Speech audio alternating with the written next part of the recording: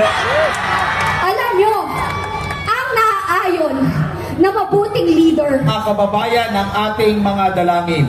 Sa mga sandaling ito, sino po ang nakakaalala sa tugtog tuwing papasok po si Tatay Digong pag tinatawag na siya? Ano ang titulo ng kantang yun? Ipaglalaban ko. Tayo ay pinaglaban din ni Tatay Digong.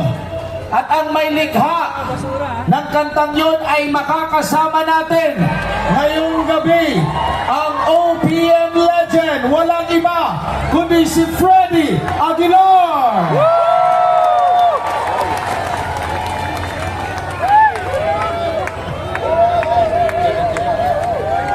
Diyan mo na yung sir yun, diyan na pala ilalagay ko. Opo. Magandang gabi po sa inyo lahat. Kanina pa po ako doon na mga alas 3 yata. Alauna ba yun? Alauna. Anong oras ba tayo doon natin? Alauna. Kanina pa po kami doon at katulad din po ninyo, kami po ay hindi napagkakatulog ng tama mula nung trinidor po nila yung minamahal nating Pangulo. Kauna-una ang Pangulo na talagang nagdulot ng tunay na pagbabago sa bansa natin ay binastos pa po ng mga traidor. Yes. Kaya ang kakantayin ko po ngayon ay tungkol sa kalayaan. Sapagkat naniniwala po ako na dahil po sa ginawa nila ay nawalan na naman po ulit tayo ng kalayaan. Yes.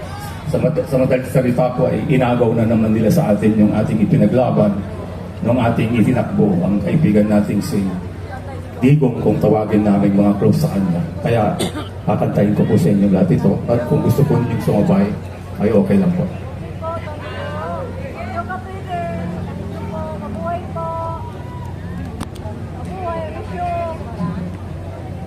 Ang bayan kong Pilipinas, lupain ng hintog bulaklak, pag-ibig ang sa kanyang alat, nag-alay ng ganda't dilag, at sa kanyang yumi at ganda, dayuhan ay nalina.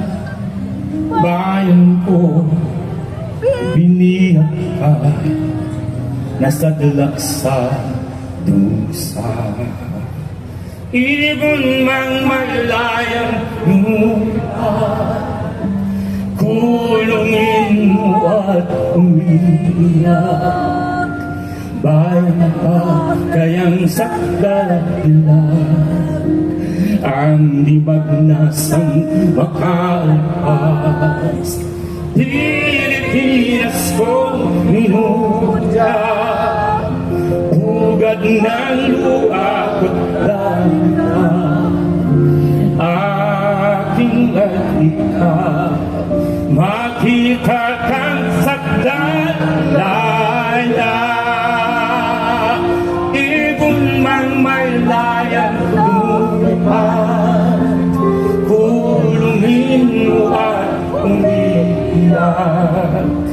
Bayan ba kayang sakdal dilag, ang di magnasang makaalpas.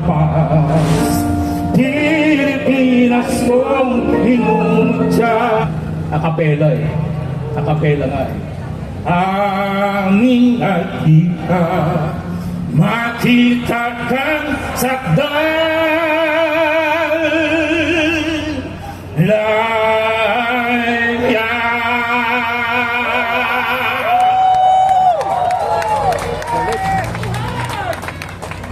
Mabuhay si Pangulong Rodrigo Duterte!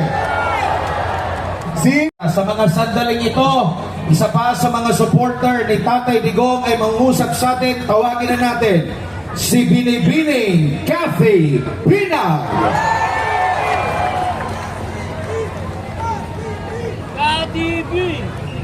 Magandang gabi! Magandang gabi po. Maraming salamat po sa pagpunta niyo dito bilang suporta sa ating mahal na President Rodrigo Roa Duterte.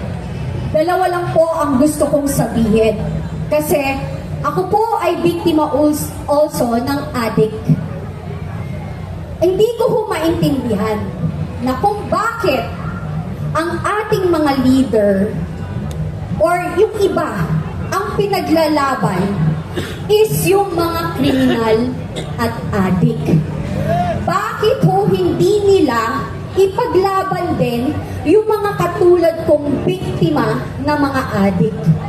Hindi ko sinasabing ang pagpatay ay tama. Wala akong ganon.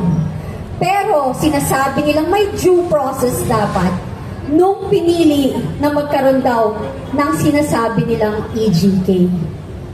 Bakit ho? Yung hubang 2 taon or 5 taon na naghahasa ng isang drug addict, nagkaroon din huba ng due process? Hindi, di ba?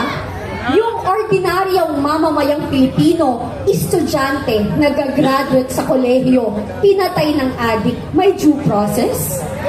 Wala, di ba? So kaya kayo dyan, kayo, nang sinasabi nyo, you are after for human rights, tigilan niyo po kami.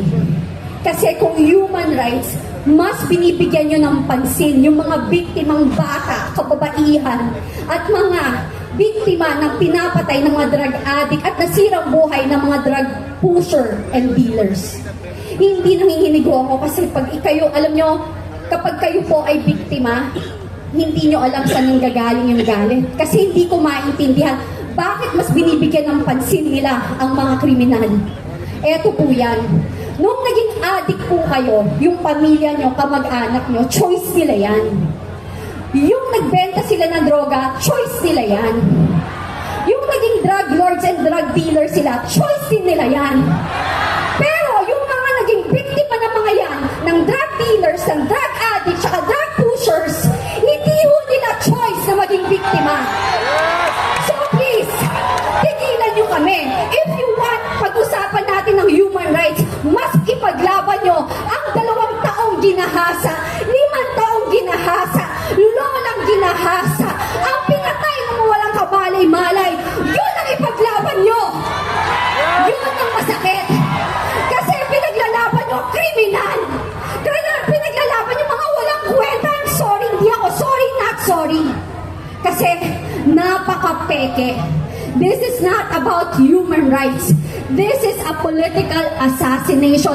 Kasi kung kampante kayo at talagang confident kayo na ang liderato nyo ay nasa tama at okay, hindi kayo manggigipit ng tao.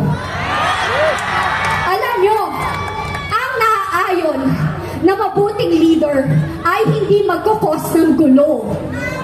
Ang leader na talagang ang malasakit is sa mamamayang Pilipino ay hindi magbibigay ng pasakit. Yun lang po. Maraming salamat. Maraming salamat, Binibining Kathy Binag! Talagang